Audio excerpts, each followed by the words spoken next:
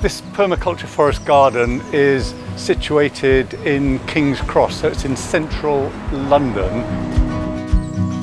What these gardens do, I think, is bring the value of food back into the middle of the city. So this is the entrance to our garden. It's made with coppice sweet chestnut, and it's just by the entrance to our factory here.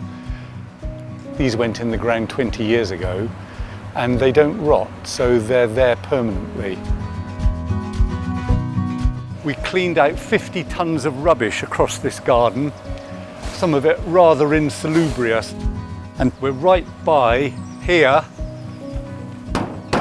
giving heat to our garden, the largest concrete works in the middle of London.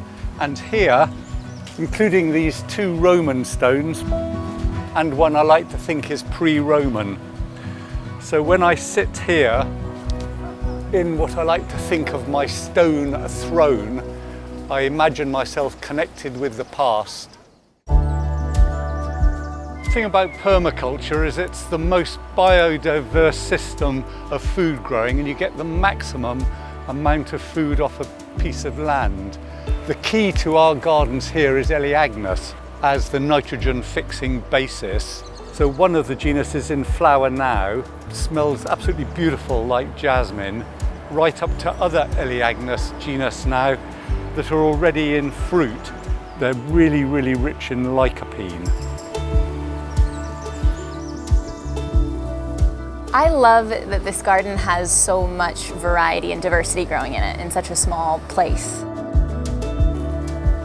Here we've got some little strawberries, and it's one of about 80 food crops that we have in the garden. And so as someone who practices permaculture, it's really exciting to have so many species all in one place.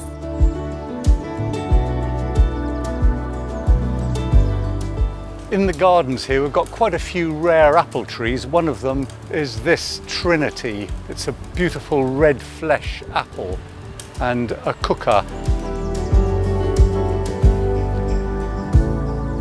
This is our Alara vineyard. We've got about 30 vines here.